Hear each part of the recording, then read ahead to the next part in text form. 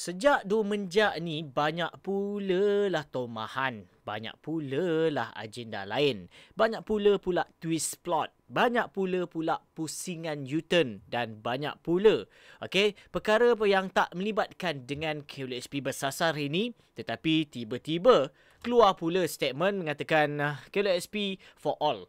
What's up guys, Assalamualaikum dan salam sejahtera kepada korang semua yang sudi menonton Saja Sembang. Aku Faizwan. So, berita ini adalah berita semasa sahaja. Berikutan dengan apa yang Tuan Presiden daripada PJIR yang mana selama ini menyuarakan tentang tuntutan KLHP bersasar.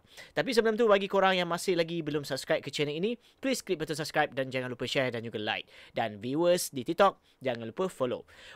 Berikutan dengan paparan ini yang aku akan baca dan kau perlu lihat dan dengar betul-betul apa yang diperkatakan berkaitan dengan tomahan oleh pihak yang mungkin tak pernah dengar tentang KLHP bersasar ataupun tak faham ataupun yang dah faham pun tetapi buat pusingan U-turn untuk mendapatkan konten semata-mata. Jom kita tengok. Pertubuhan Gagasan Inovasi Rakyat ingin menyelar dan menafikan sekerasnya kenyataan YB Datuk Seri Anwar Ibrahim, YB Syed Saddiq dan YB Charles Santiago yang mengatakan bahawasanya kenyataan YB Tan Sri Muhyiddin Yassin untuk mempertimbangkan dan mengkaji tuntutan pengeluaran KLHP 2.0 secara bersasar sekiranya dipilih sebagai kerajaan dalam pilihan raya umum ke-15 adalah jahil dan ia hanyalah gula-gula pilihan raya.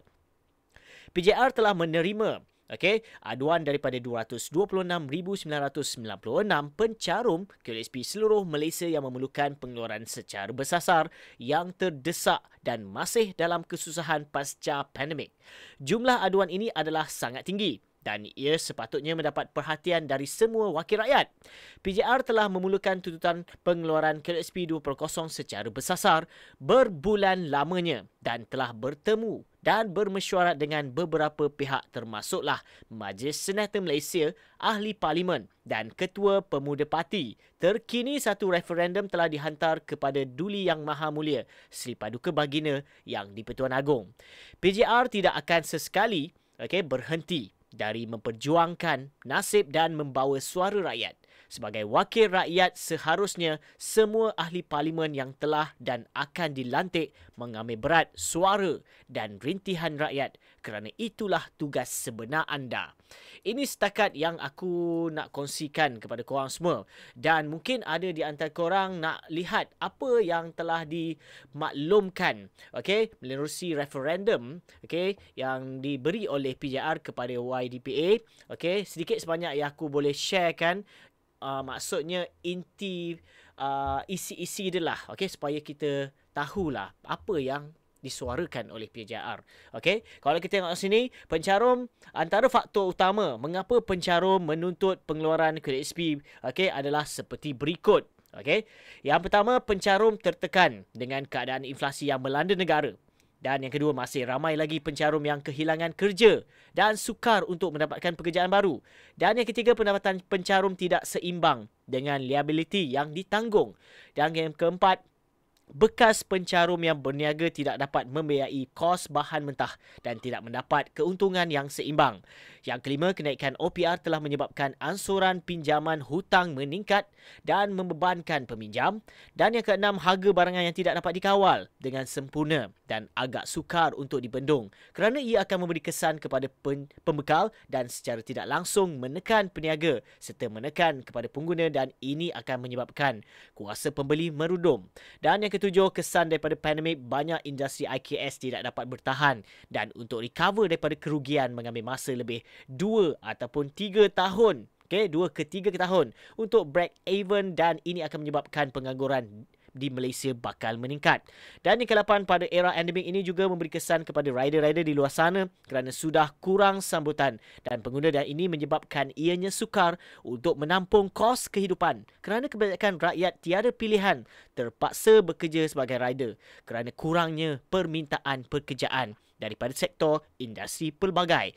Yang kesembilan, faktor ekonomi yang sekarang merudum serta perbandingan nilai ringgit Malaysia dan USD yang tinggi menyebabkan harga barangan meningkat dengan mendadak dan mengurangkan keupayaan rakyat untuk berbelanja. Dan yang ke-10, kesukaran untuk mendapatkan pekerjaan bagi golongan rakyat berumur 40 tahun dan ke atas, tambahan lagi kepada yang menderita penyakit kritikal seperti kencing manis, darah tinggi dan sebagainya. Di samping kos, kehidupan yang tinggi, golongan ini juga menghadapi kekangan untuk merawat penyakit kritikal ini dengan lebih efektif kerana tiada kemampuan mendapatkan rawatan, termasuklah kos ulang-alik ke fasiliti kesihatan. Dan yang ke-11, ibu dan atau bapa golongan terkesan yang mempunyai anak-anak kurang upaya mempunyai pergerakan yang terhad untuk mencari pekerjaan yang bersesuaian kerana terpaksa menjaga anak-anak OKU di samping menanggung kos rawatan yang tinggi. Dan ke-12, ibu ataupun bapa tunggal yang berumur 40 tahun dan ke atas mempunyai masalah sukar mendapatkan pekerjaan kerana faktor umur, mempunyai tanggung yang tinggi kerana anak yang ramai ataupun anak-anak OKU yang sangat terbeban dan perlu menanggung kos yang sangat tinggi seorang diri yang mengakibatkan semakin tinggi tunggakan komitmen bulanan. Yang ke-13, ketidakpadanan kos sara hidup yang sangat tinggi berbanding pendapatan rakyat yang terkesan semasa PKP. Terutamanya yang kehilang pekerjaan dan pengurangan pendapatan ketara yang menyebabkan dan mengakibatkan tunggakan hutang dan komitmen yang sangat tinggi dan tidak berjaya diselesaikan semasa pengeluaran sebelum ini. Dan yang ke-14, golongan yang teruk terkesan terutama yang hilang pekerjaan dan yang mengalami pengurangan pendapatan ketara dan gagal menyelesaikan komitmen bulanan selepas moratorium berakhir sehingga tahap hampir diisytiharkan. Muflis terdesak memerlukan pengeluaran untuk menyelesaikan hutang secara lamsam. Yang ke-15, yang terakhir, golongan yang kehilangan pekerjaan dan pengurangan pendapatan ketara mengalami kesukaran mencukupkan keperluan persekolahan dan pendidikan anak-anak, terutama kepada ibu bapa yang mempunyai bilangan anak yang ramai atau mempunyai anak-anak kurang upaya. Bantuan kerajaan seperti BKM tidak mampu menanggung keperluan asas harian, apatah lagi keperluan persekolahan anak-anak yang terlalu mahal bagi diri aku. So, sedikit sebanyak yang aku dapat kongsikan melalui video episod kali ini. Diharap bagi korang kat luar sana yang mana korang rasa koreksi bersasar ni adalah tidak wajar dan tidak jelas apa yang disuarakan, please lah share video ini dan maklumkan kepada semua orang-orang kat luar sana.